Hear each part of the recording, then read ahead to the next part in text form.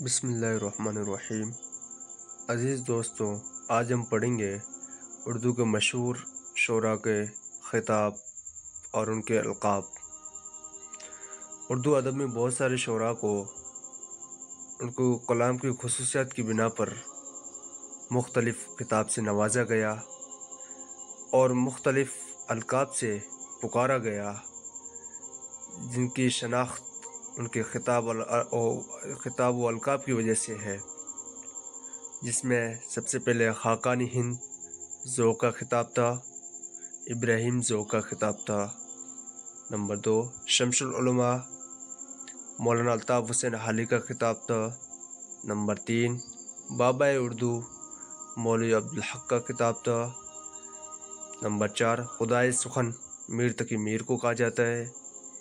Number 5 لسان العصر اکبر الہ آبادی کو کہا جاتا ہے۔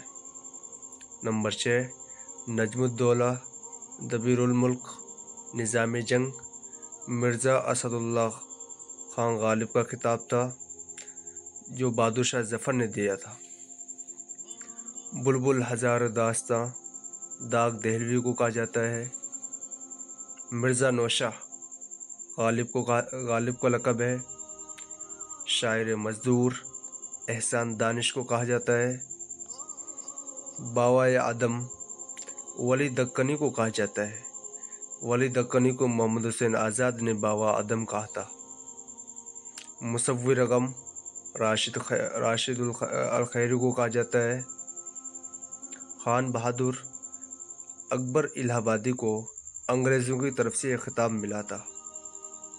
انگریزوں نے اکبر الہ آبادی کو خان بہادر کا خطاب دیا تھا۔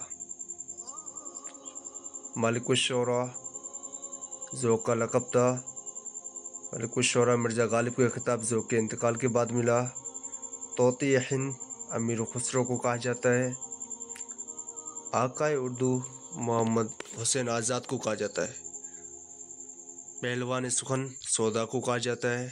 کلیم الشعراء امجد حیدرآبادی کا لقب ہے۔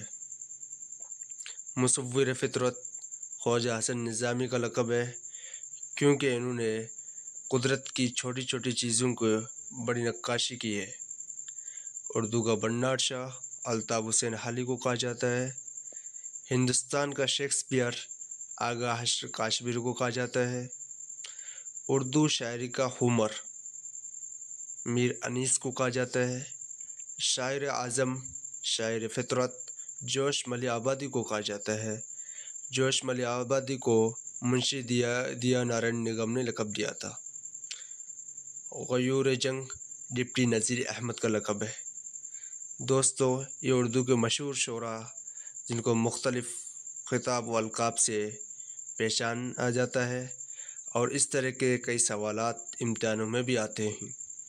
دوستو، اسی طرح کے سوالات کے لیے ہمارے یوٹیوب چینل راہ اردو کو سبسکرائب ضرور کریں۔